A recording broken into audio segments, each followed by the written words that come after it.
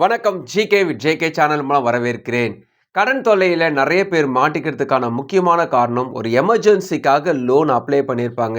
பணம் கிடைச்சா போதும், அந்த ஒரே ஒரு விஷயத்துக்காக கடகடன்னு எல்லாம் ட்ரை பண்ணியிருப்பாங்க. லோனும் அவங்களுக்கு சேங்ஷன் ஆகிட்டு இருக்கும். சரி, லோன் சேங்ஷன் ஆயிடுச்சே, இது போதுன்ட்டு அந்த நேரத்தில் அவங்க இந்த பிரச்சனைகளும் சால்வ் பண்ணி வெளியே வந்துட்டு இருப்பாங்க. ஆனால் அதுக்கப்புறமா அவங்களுக்கு இஎம்ஐ ஸ்டார்ட் பண்ணும்போது தான் அவங்களுக்கு புரியும், வட்டி அதிகமாக நமக்கு போடுறாங்கன்னு. அப்போ தான் அவங்களுக்கு புரியும். இந்த வட்டின்றது 1 வருஷம் 2 வருஷம் இல்லை, 5 வருஷம் இவங்க சைன் பண்ணி வச்சுருப்பாங்க. மாதம் இஎம்ஐ எக்கச்சக்கமாக கட்டுற மாதிரி இருந்திருக்கும். என்ன பண்ணுறதுன்னு தெரியாத ஒரு சூழ்நிலை இவங்க இருக்கும் பொழுது, திடீர்னு மறுபடியும் ஒரு பணம் தேவைப்பட போகுது. வேறு எங்கேயாவது லோன் ட்ரை பண்ணாங்கன்னா, கிரெடிட் ஸ்கோர் குறைவாக இருக்கிறதுனால, ஆல்ரெடி லோன் இருக்கிறதுனால மற்றவங்களும் லோன் தர மாட்டாங்க. ஸோ இந்த பிரச்சனையில் தான் நிறைய பேர் சிக்கிறதுக்கான முக்கியமான காரணம். ஒருவேளை உங்களுக்கு இந்த மாதிரி ஒரு பிரச்சனை இருந்துச்சுன்னா, இந்த வீடியோவில் உங்களுடைய அதிகமான வட்டியில் இருக்கக்கூடிய அந்த கடனை அப்படியே மாற்றி குறைஞ்ச வட்டியில் உங்களுக்கு லோன் கிடைக்கிறதுக்கான வாய்ப்புகள் என்ன? அந்த இஎம்ஐ அதிகமாக கட்டிகிட்டு இருக்கீங்க இல்லையா, அதை குறைஞ்ச இஎம்ஐயாக மாற்றுறதுக்கான வாய்ப்புகள் என்ன? ஒருவேளை எக்ஸ்ட்ரா உங்களுக்கு பணம் தேவைப்படுதா, அதுக்கும் என்னென்ன ஆப்ஷன்ஸ் இருக்குது? இதை பற்றிய முக்கியமான ஒரு வீடியோ தான் இது. அதுக்கு முன்னாடி ஜேகே சேனலை இது வரைக்கும் நீங்கள் சப்ஸ்கிரைப் பண்ணி பக்கத்துக்கு பெல் ஐகானை ப்ரெஸ் பண்ணி ஆல் ஆப்ஷன் கொடுங்க. இது போல் நீங்கள் செய்யும்போது நாங்கள் அப்லோட் பண்ண வீடியோஸ் நோட்ஸ் உங்களுக்கு பிரயோஜனமாக்கும். இந்த வீடியோ உங்களுக்கு பிடிச்சிருந்துச்சுன்னா ஃப்ரெண்ட்ஸுக்கு ஷேர் பண்ணுங்கள். தெளிவாக இருந்ததுன்னா மறக்காமல் லைக் பண்ணுங்கள். பேலன்ஸ் ட்ரான்ஸ்ஃபருடைய முக்கியமான நன்மைகள் என்னென்னு பார்த்தீங்கன்னா, அதிகமான வட்டியிலேருந்து குறைஞ்ச வட்டிக்கு மாற்ற முடியும். அதே நேரத்தில் அதிகமான இஎம்ஐலேருந்து குறைஞ்ச இஎம்ஐ உங்களுக்கு மாற்றி தருவாங்க. அது மட்டும் இல்லை, எக்ஸ்ட்ரா பணம் உங்களுக்கு தேவைப்படுதுன்னா அதையும் இவங்க செய்கிறாங்க. ஸோ இது 3 விதமான நன்மைகள் இருக்குது. இந்த பேலன்ஸ் ட்ரான்ஸ்ஃபர் லோனை அதிகமான வட்டியிலேருந்து குறைஞ்ச வட்டிக்கு எப்படி மாற்றுவாங்கன்றது ஃபார் எக்ஸாம்பிளுக்கு அவங்களுக்கு சொல்கிறேன். வட்டி அதிகம் 18% வட்டியில் நீங்கள் ஒரு லோன் ஆல்ரெடி உங்களுக்கு போயிட்டுருக்கு. 5 லட்ச ரூபா லோன் வாங்கியிருக்கீங்க. வட்டி 18% அப்படி பார்த்தீங்கன்னா 60 இஎம்ஐ. அது 60 இஎம்ஐன்றது உங்களுக்கு 5 லட்சத்தை 60 இஎம்ஐயாக வகுத்தாங்கன்னா அசல் மட்டுமே பார்த்தீங்கன்னா 8,335 ரூபா வரும். வட்டி பார்த்தீங்கன்னா 7,500 வரும். ரெண்டுத்தையும் சேர்த்து தான் 15,835 ரூபா நீங்கள் கட்டிட்டு வரீங்க ஒவ்வொரு மாதம் வச்சுக்கோங்களேன். இப்போ அந்த பேலன்ஸ் ட்ரான்ஸ்ஃபர் அடிப்படையில் அந்த 18% இருக்கிற லோனை நீங்கள் அப்படியே 14%க்கு மற்றொரு பேங்க்குக்கு மாற்றுறீங்க வச்சுக்கோங்களேன். என்ன லாபம் இருக்கும் பார்த்தீங்கன்னா, 14% போட்டதுனால உங்களுக்கு வட்டி கொஞ்சம் கம்மியாகும். 7,500 கட்ட வேண்டிய இடத்துல 5,835 ரூபா கட்டுவீங்க. இந்த அசலுன்றது அப்படியே தான் இருக்கும். 60 இஎம்ஐ போடுறதுனால அந்த அசல் அப்படியே தான் இருக்கும். வட்டி கொஞ்சம் கம்மியாக இருக்கும். இன்னொரு பேங்க்கில் 12% வரைக்குமே உங்களுக்கு லோன் தருவதாக சொல்கிறாங்க வச்சுக்கோங்களேன். அதுக்கு பார்த்தீங்கன்னா ஒரு வட்டி மட்டுமே 5,000 ரூபா கட்டுற மாதிரி வரும். ஸோ அசலுன்றது அப்படியே தான் இருக்கும். ஸோ 5,000 ரூபாவும் 8,335 ரூபாவும் சேர்த்திங்கன்னா 13,335 ரூபா கட்டுற மாதிரி இருக்கும். அதாவது 15,835 ரூபா கட்ட வேண்டிய இடத்துல 13,335 ரூபா நீங்கள் கட்டுவீங்க. ஸோ உங்களுக்கு கிட்டத்தட்ட ஒரு 2,000 ரூபா கம்மியாகுது. இது வட்டி கம்மியாக இருக்கிறதுனால. இல்லைங்க பத்தாது, எனக்கு இன்னும் கம்மி பண்ணணும்னா அடுத்ததாக அவங்க போடக்கூடிய விஷயம் இஎம்ஐயை எக்ஸ்டெண்ட் பண்ணுவாங்க. 60 இஎம்ஐ எடுத்து 84 இஎம்ஐயை மாற்றினாங்கன்னா உங்களுக்கு அது லாபம் தரும். இஎம்ஐயை நீளமாக்குவது, இது நான் அப்படியே 2ஆக பிரித்து சொல்லியிருக்கேன். 60 இஎம்ஐ 84 இஎம்ஐ எக்ஸ்பிளைன் பண்ணியிருக்கேன்.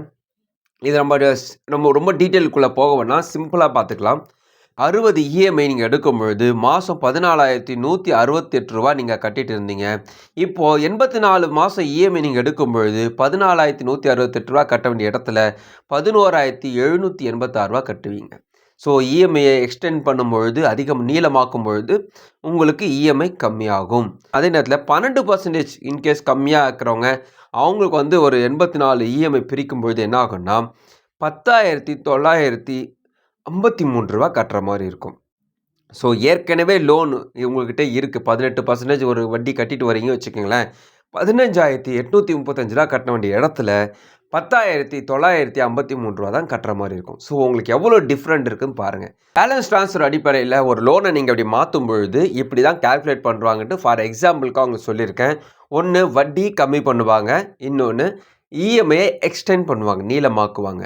வட்டி கம்மி பண்ணால் நல்ல விஷயந்தான்.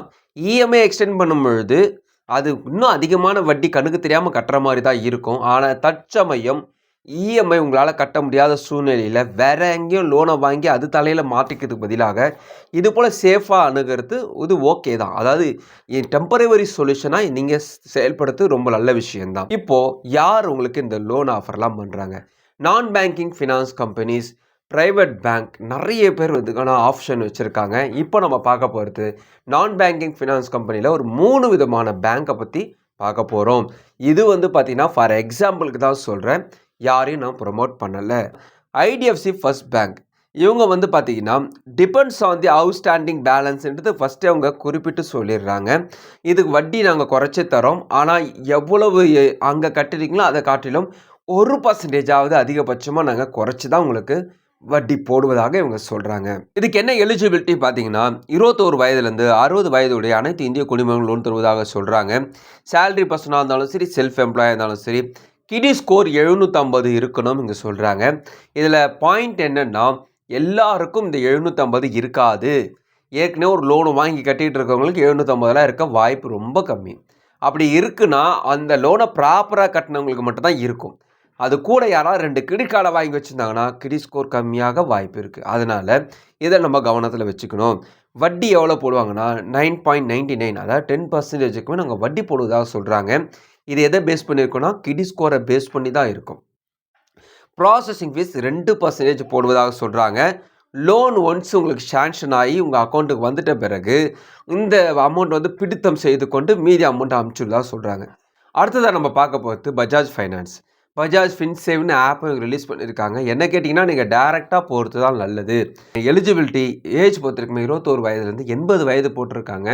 அதாவது இந்த டென்யூர் முடியும் பொழுது 80 வயசு அதிகபட்சமாக இருக்கணும் அந்த லெவலில் சொல்கிறாங்க. நீங்கள் 60 மைண்டில் ஃபிக்ஸ் பண்ணிக்கோங்க. பப்ளிக் ப்ரைவேட் எம்என்சி கம்பெனி எல்லாருக்கும் தருவதாக சொல்கிறாங்க. கிடி ஸ்கோர் 650 ப்ளஸ் ஹையர்னு போட்டிருக்காங்க. கிட்டத்தட்ட அதே தான். ஏற்கனவே லோன் இருக்கிறவங்களுக்கு கிடி ஸ்கோர் குறைவாக தான் இருக்கும். அப்பேற்பட்டவங்களுக்கு தருவதாக சொல்கிறாங்க. வட்டி பொறுத்த வரைக்குமே 10% இருக்குமே போடுவதாக சொல்கிறாங்க. அது உங்களுடைய கிடி ஸ்கோரை பேஸ் பண்ணி தான் இருக்கும் இவங்க சொல்கிறாங்க. ப்ராசஸிங் ஃபீஸ் பொறுத்த வரைக்குமே 4%ங்க. இவங்க 3.93 போடுறாங்க. ப்ராசஸிங் ஃபீஸ் 4% வரும். இதை பற்றி நான் உங்களுக்கு அடுத்தது சொல்கிறேன். அடுத்ததாக பார்த்தீங்கன்னா கோட்டாக் பேங்க் 10.99%க்கும் வட்டி ஸ்டார்ட் பண்ணுறதாக சொல்கிறாங்க. ப்ராசஸிங் ஃபீஸ் பொறுத்த வரைக்குமே 5%. இந்த ப்ராசஸிங் ஃபீஸை நீங்கள் முன்கூட்டியே கட்டணும். நான் ரீஃபண்டபிள் சார்ஜஸாக கட்டி தான் ஸ்டார்ட்டே பண்ணணும். ஸோ இதை பற்றி நான் உங்களுக்கு அடுத்தது சொல்கிறேன். ஸோ மினிமம் இன்கம் 25,000 இருந்தாவே போதும் இங்கே சொல்கிறாங்க. இப்போ நான் சொன்ன 3 பேங்க்குக்கும் ஒரே ஒரு ஒற்றுமை இருக்குது. என்னென்னு பார்த்தீங்கன்னா எல்லாமே உங்களுடைய இன்கம் ஃப்ளோ கிடி ஸ்கோரை பேஸ் பண்ணி தான் உங்களுக்கு எவ்வளோ வட்டி குறைப்பாங்கன்றது சொல்கிறாங்க. 3 ஃபீஸ் ஞாபகம் வச்சுங்க. ஒன்று ஏற்கனவே இருக்கக்கூடிய ஃபோர்க்ளோசர் சார்ஜஸ்ஸு, இன்னொன்று இவங்க புதுசாக வாங்கக்கூடிய ப்ராசஸிங் சார்ஜஸ்ஸு, அதுக்கப்புறமா பார்த்தீங்கன்னா பேலன்ஸ் ட்ரான்ஸ்ஃபர் அடிப்படையில் மாற்றக்கூடிய சார்ஜஸ். இந்த சார்ஜஸ்லாம் விசாரிச்சிங்கன்னா தான் இந்த லோனை நீங்கள் ஈஸியாக மாற்றிக்கலாம். இது நல்லது தானா? இவ்வளோ பிரச்சனை இருக்கா? பிரச்சனைலாம் இல்லை. நான் உங்களை எக்ஸ்பிளைன் பண்ணுறதுக்காக தான் இவ்வளோ டீட்டெயில்ஸ் சொல்லியிருக்கேன். இந்த லோனை நானும் வாங்கியிருக்கேன். இதெல்லாம் நம்ம தெரிஞ்சுக்கிட்டிங்கன்னா பிரச்சனையிலேருந்து ஃப்ரீ ஆகிடுவீங்க. அதனால தான் உங்களை டீட்டெயிலாக உங்களுக்கு புரியறதுக்காக சொல்கிறேன். பேங்கர் எல்லாரும் இது போல் எக்ஸ்பிளைன் பண்ண மாட்டாங்க. நம்ம தயாராக போகணுன்னு வச்சுங்களேன், கேட்குற நம்ம கேட்கலாம் அவங்கள கேள்வி. அதனால் இந்த தை மாதம் பிறந்திருக்கு. உங்கள் வாழ்க்கையில் இந்த கடன் பிரச்சனைக்கு முற்றுப்புள்ளி வைக்கிறதுக்கு ஒரு ஃபஸ்ட்டு ஸ்டெப்பாக இப்படி எடுத்து வைங்க. அதுக்கப்புறமா உங்களுக்கு ஒரு ஐடியா வரும். நீங்கள் ரிலாக்ஸ் ஆகிறதுக்கு நல்லாயிருக்கும். அதனால் அதிகமான இஎம்ஐயில் மாட்டிக்கிட்டு இருந்தீங்கன்னா, அதிகமான வட்டியில் மாட்டியிருந்தீங்கன்னா, எக்ஸ்ட்ரா பணம் தேவைப்படுதுன்னா இது போல் பேலன்ஸ் ட்ரான்ஸ்ஃபர் அடிப்படையில் ட்ரை பண்ணுங்கள். கண்டிப்பாக அது யூஸ்ஃபுல்லாக இருக்கும்.